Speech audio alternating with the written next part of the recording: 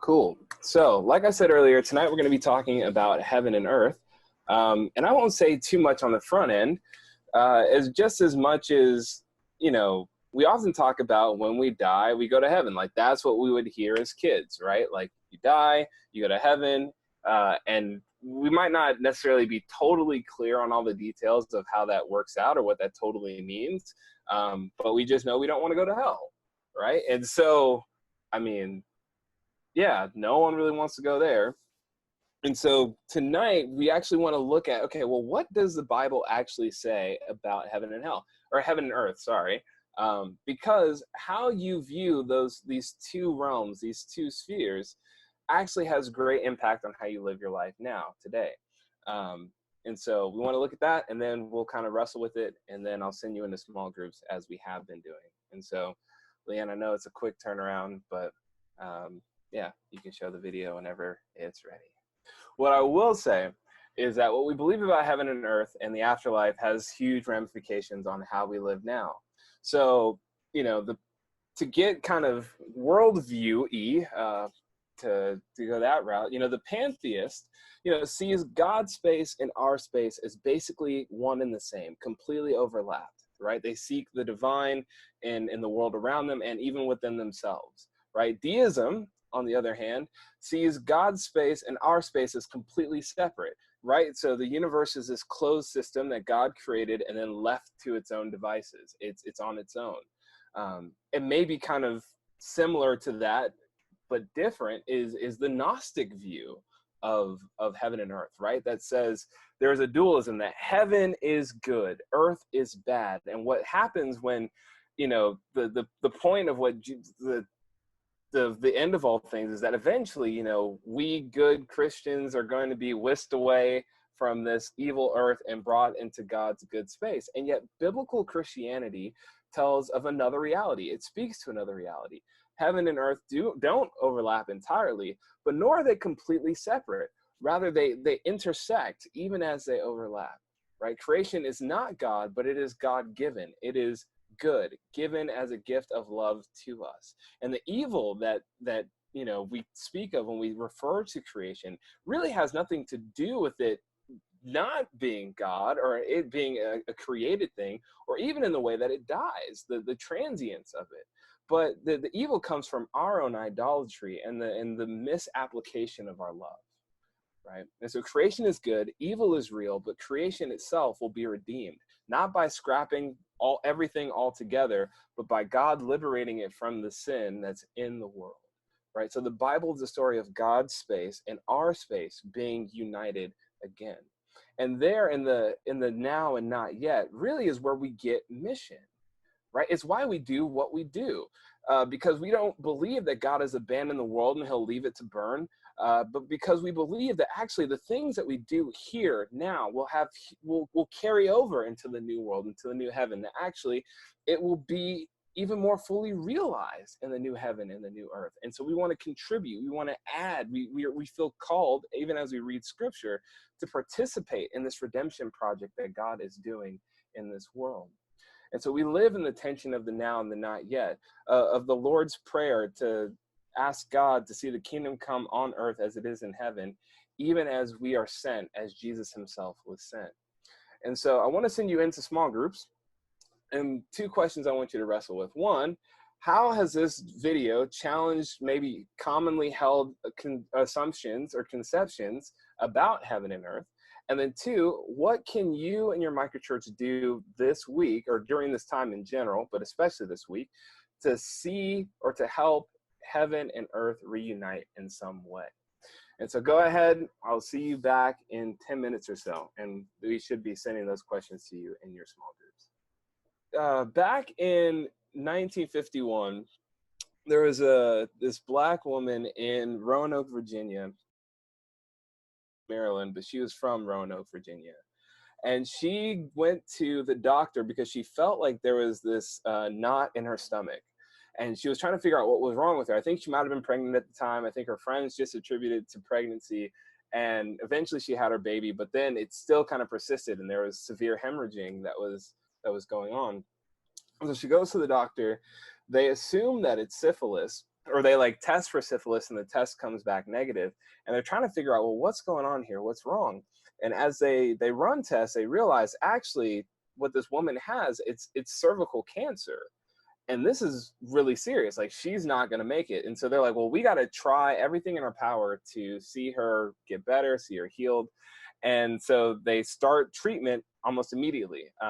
But part of what they do in the treatment, whether it's part of the treatment or whether it's just as their own personal side project that they were interested in, they took samples of her cells. Like, they took healthy cells and some of her cancerous cells just to like see what was going on. And they sent them out to other labs around the world. And there was something about these cancerous cells that were just different, aside from the fact that they were cancerous, but they were different. So normally cells exist for a certain amount of time. They'll exist for a few days and they'll multiply or split a couple of times, and they can only split so much before they die. But these cells, for whatever reason, they just kept multiplying. In fact, within 24 hours, they had bred a new generation of cells, and they just never stopped multiplying. It became this crazy thing where, they started saying like, well, what can we do with these cells? Let's send them out. Let's test them out, and let's do all these different experiments on them. And granted, the woman, like, she died that year. Like, 1951 was the year she went into the hospital to see what was wrong. She died that year. But those cells kept living on. They kept fishing them out to other people.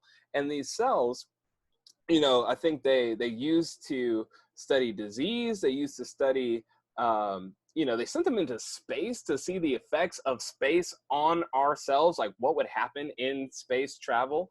But then they were also instrumental in like developing the vaccine for polio. Like, just this random woman from nowhere, Virginia, who even now is like buried in this like unmarked grave in Virginia, somehow has changed the medical field for all of human history. Like, she died in 1951, but her cells are still alive today. In fact, I have the number here that, scientists have grown an estimated 50 million metric tons of her cells. So 50 million metric tons. And they have 11,000 patents from those cells. You might have heard them. They're HeLa cells. And the woman, Henrietta Lacks, who was a woman, she died in 1951, but her cells are still alive today.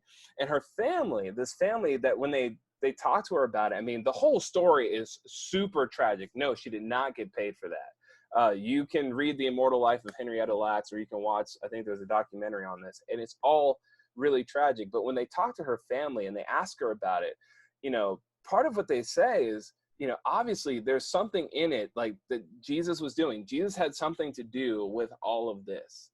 And even as they're like looking to Jesus for understanding and clarity, and how these cells can be really the first ever immortal line of cells, I think there's something in that reminds me of Jesus' story itself, right? Like, Jesus himself being born into poverty, to a teenage mother who was pregnant with him when she wasn't married, who comes from this impoverished town that's really nowhere, right? And when he dies, when he gets crucified, is crucified and put in a borrowed grave.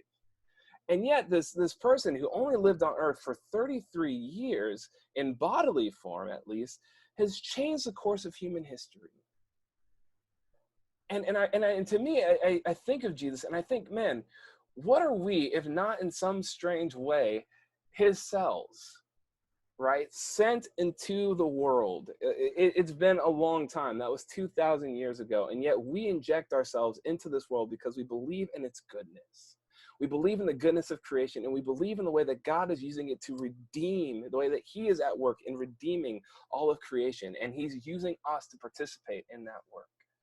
And the reality is that as you do that, it is hard, right? There will be moments where we will experience betrayal, hardship, being stolen from the neighborhood that we live in, being stolen from the people that we were sent to reach. Jesus himself experienced that. And yet, like those cells, we keep multiplying. We keep growing infinitely, trusting that God is using us in some way in the world. And so really the call for us tonight is just, I don't know, to be those HeLa cells, to keep splitting, to keep injecting yourself into this sick and dying world, not with cancerous cells, but with the Spirit of God, and to see him do something miraculous in this world.